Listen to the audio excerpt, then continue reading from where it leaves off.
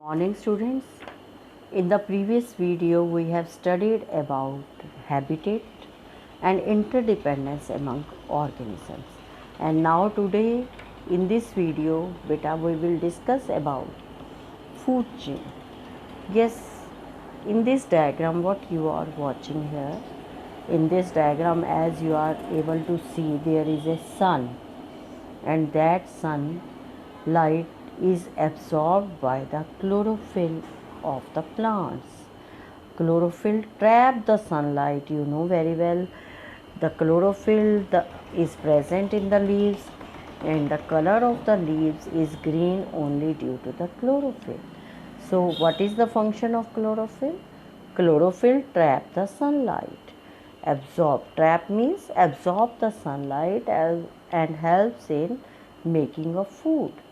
So now solar energy is captured in the plant, and now when the plants are eaten by the plant eaters, you can say herbivores. For example, in this diagram it has been shown grasshopper. So as you are watching, grasshopper eats the plant. It means the solar energy that is trapped inside the plant that pass from the plants to the grasshopper. The energy that is stored in the plant is transferred to it. And now frog eats grasshopper. Grasshopper is eaten by the frog. So that energy which is present in the grasshopper that get transferred into the frog. Now the energy is stored in the frog. Now snake eats frog. Snake eats frog means the frog is eaten by the snake, and the energy that is stored in the frog now passed from the frog to the snake. And none as there is eagle, and eagle eats the snake, and now the energy, the stored energy from the snake is passed to the eagle. In this way beta you have seen the energy is passed from the sun to the eagle. What do you call this process? What do you call this chain? The transfer of energy from plants to grass, herbivores, then herbivores to carnivores. So this is known as a food chain. A food chain shows how living things get food. There are many food chains in the environment. They usually begin with, all the food chain usually begin with the plant life and end with the animal life. Some animals eat plants, some animal eat other animal. As you have seen here, I have explained that grass is eaten by grasshopper and grasshopper by frog. The frog is eaten by snake and the snake by an eagle. So what is this? This is a food chain. And what does this shows? This shows the interdependence of organisms very clearly. Now next we will study about the environment. As I have already explained, as we all are living beings, we need water, air, sunlight, and to live. We need shelter to live, which protect us from too much cold, too much hot, or you can say even from the rain, enemy, etc. And air, that is the part of environment that is mixture of gases. The mixture of gases is called air, and air, in the air water droplets are also present. From where water droplets come in the air? Due to the heat of the sun, water evaporates from the wet clothes. You can say, from the pond, from the wet surface on the earth, and small ice crystals and dust also present in the air. Plants need air to breathe, animals need air to breathe. Without, कि carbon dioxide, even plants can't make their food. On the other hand, we need oxygen to breathe. This oxygen oxidizes the food and give energy, for which is used for doing various works. Now water is as important as air for the survival of the organisms. Water bodies, you can say oceans, rivers, ponds, are the natural habitats of many animals and plants. Yes, beta. Plants need water, as I have told that during photosynthesis. What plants need? The raw material. Plants need air, means carbon dioxide, water, sunlight, chlorophyll is needed.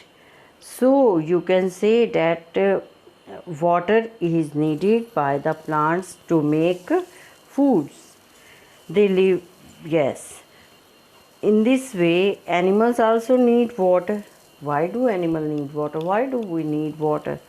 Yes, we need water to quench our thirst, and water is necessary for all living beings, because many activities in our body are only performed by the water. Water transport all the nutrients, you can say, maintain the body temperature in our body. There are too many functions which are performed by the water in our body. When water is not available, then what will happen? Can you imagine? You have to think about this.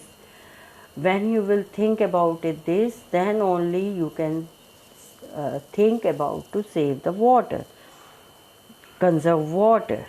When water is not available, animals and human beings move to another area in search of fresh supply of water.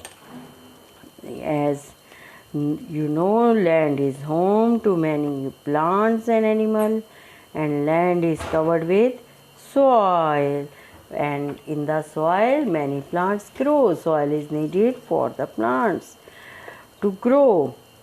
They get water and mineral salts from it, and different types of soil is needed to grow the different plants. Farming, fruits, we need soil to grow fruits, vegetables, cereals, pulses, grains, etc. As you know that plants, God has created this environment, and God has created a perfect environment. There is a balance between the carbon dioxide and oxygen in the environment, but due to some activities which are performed by the human being, unexpected activities, you can say, human being had spoiled the nature and created pollution in the atmosphere, but unfortunately these water and air component of our environment has polluted. How polluted? Because harmful substances are mixing with the water, you can say even land also. These, what do you call these harmful substances? We call these harmful substances as the pollutant. Pollution is caused by the release of these pollutants, and which are released into the environment. Pollutants such as smoke, harmful gases, when released into the air, they cause air pollutants. And water pollution, how water pollution is caused? Water pollution is caused by the bathing of the animals in the rivers, you can say, and when the women wash clothes near the banks of the river, then also water get polluted.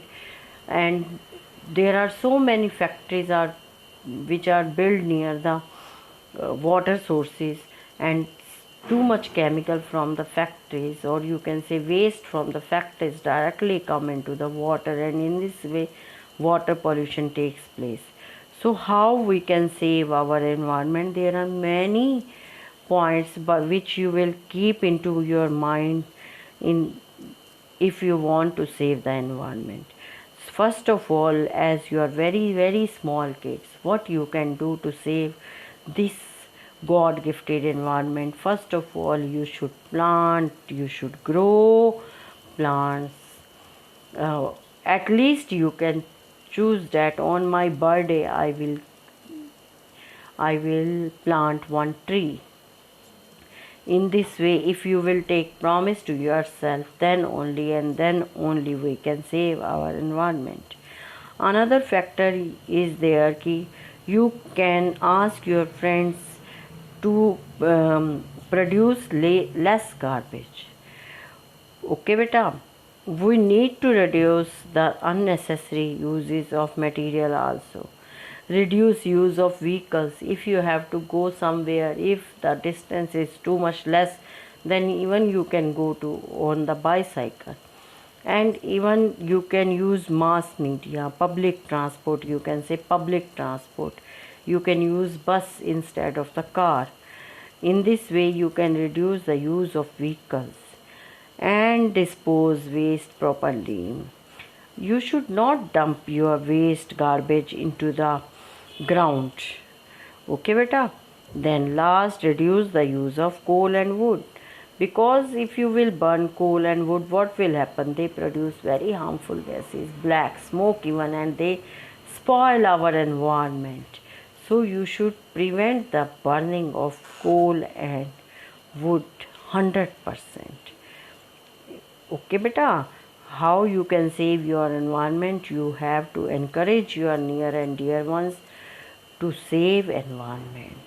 That's all from my side. Thank you. Have a nice day.